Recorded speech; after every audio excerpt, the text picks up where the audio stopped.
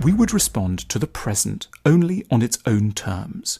We would worry or be angered or give way to anxiety only as much as the circumstances actually before us dictated. We are wired to feel and respond according to precedent rather than on the basis of a dispassionate evaluation of the present.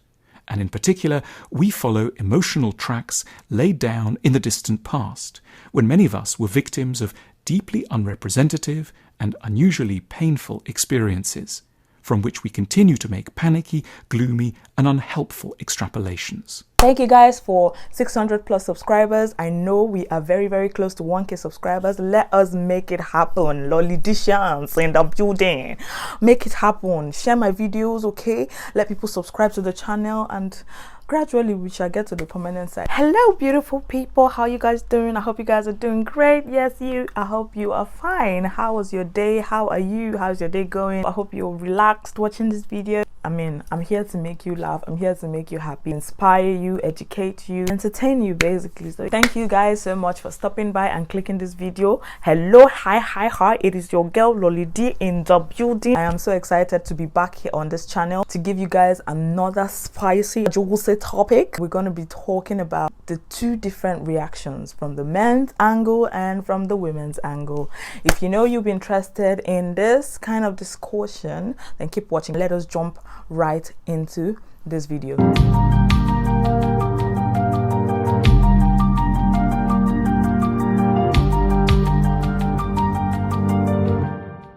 Men are moved by what they see and women are moved by what they hear. Hold up.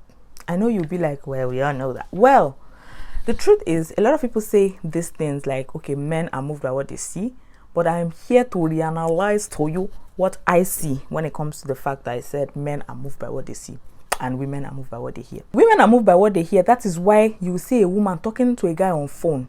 She does not know what the guy looks like. Nothing. She just heard his voice, and over the phone she can trust him and say he's a responsible person. They ask, have you seen the guy? The lady's like, I've not seen him, but I know he's a responsible person because of what they have heard about the guy. Probably what others have said, or probably what they've heard on phone, or the voice and the way the person talks. Oh, it's calm. Then you be hearing things like, he's a calm person. So the lady has already judged that the guy is calm and responsible just by hearing from him. Now, without saying in this context. For the men, even if you tell a man that, okay, this is what I heard, or this is that, they ask you things like, did you actually see it? Like, did you see it happen? Have you confirmed it? Have you seen it? Why? Because men are not necessarily moved by what they hear about whether, oh, I heard that this is it. This is how they are doing it. I heard. Men are not moved by all of that. Men want to see. They want to see results. They want to see that, okay, this thing is actually happening. Have you guys realized that men and women, we are totally different human beings? And we react to things differently, we assimilate things differently, we read meaning to things differently, we react in different ways. Who is this husband and what is he like really? Husbands want to be your hero. I want to know as a husband that your life is better because I'm in it.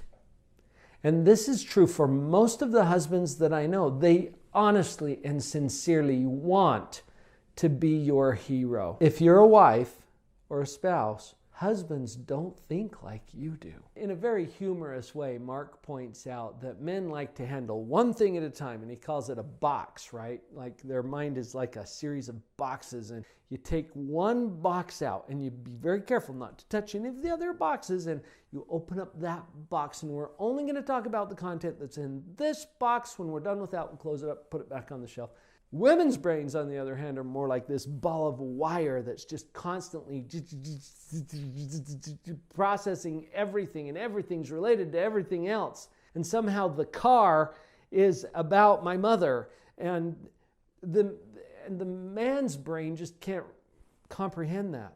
Even if you have the same culture, the same language, the same background, there are differences in the way people process information, and we all have our programming that comes largely from how we were raised. You begin with gratitude.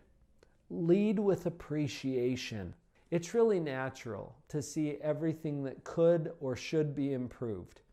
That is totally natural. The problem is if we're constantly focusing on what they could do better as opposed to what they're doing well already, it puts you in a position where you might be seen as a nag. It feels more like you are criticizing him than encouraging him.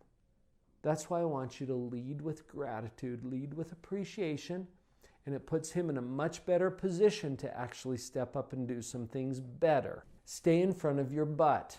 You know how when you lead with appreciation, sometimes it might sound like this. Oh, sweetie, I am so grateful that you work so hard to provide for our family. But, all right, how did that feel? It's like, when you say but, it's like saying, forget what I just said, here's what I really mean. And he's going to feel it. He's not going to hear the, I appreciate you for working so hard. He's going to hear the what? The but, and whatever comes after the but. Stay in front of your but. Allow that appreciation to carry its own weight. As you transition from the appreciation to the request for change, use the word and instead of but. That changes the energy. Honey, I certainly appreciate everything that you are doing. And I've found this thing that I'd like you to work on. Okay, that feels different, and that's not necessarily the best wording, but you see where we're going with that. When it comes to annoyance, how do men react and how do women react? So both parties, how do we react to when we are annoyed? See, when a woman says, leave me alone when she's annoyed or when she's angry, men, just know that she does not mean that. Like, she actually means, hold me tight. Because we are in this type of situation, that moment that we are maybe irritated, we are annoyed, there are many things that a woman goes through when it comes to mood swings. There are different reasons for it. She may be on her period, she's having cramps, she's feeling one pain or the other, or she's pregnant, or she's not even pregnant. She's just stressed with different things that is affecting her. Because we women, there are a lot of things we go through in our body. Okay, there's a lot that goes on down there. There's a lot of things that goes down in there. A lot of things happens. You know what I mean? So you get me. When a lady is like, leave me alone, I don't want to talk about it, just leave me. It's a lie. She wants to talk about it. So what she needs that man to do at that moment is to come close to her, give her a very tight, great hug, breaking everything down in communication, if you get that. Like, just breaking everything down, making her feel like, you know, she's important. So that's what she is actually expecting you to do. Most of the time, the reverse is the case. Because when you tell the man, leave me alone, what comes to the man's mind? For the men, because usually if a man tells you, leave me alone, they want to, like, just go, be in their space, go into their cave, go into their oven, to their shell. What other names do you guys have for it? So they basically just want to go into a quiet space or quiet place where they can just reminisce. Maybe there's just a whole lot that a man is going through, you know, thinking about many things, how to build themselves, you know, what makes a man, you know, men want to feel like a man, many things that a man can be thinking about. Still on reaction. Words are powerful, and saying I love you over and over again spices up the marriage. Just like it is necessary for rain to fall over and over for farmers to reap a bountiful harvest, so also it is necessary to say I love you over and over again. Do not make a mistake and say she already knows I love her. That's wrong. The Bible even tells us the importance of speaking out loud our beliefs of the heart in Romans chapter 10 verse 10. No one can read minds, and until thoughts are voiced, they remain private.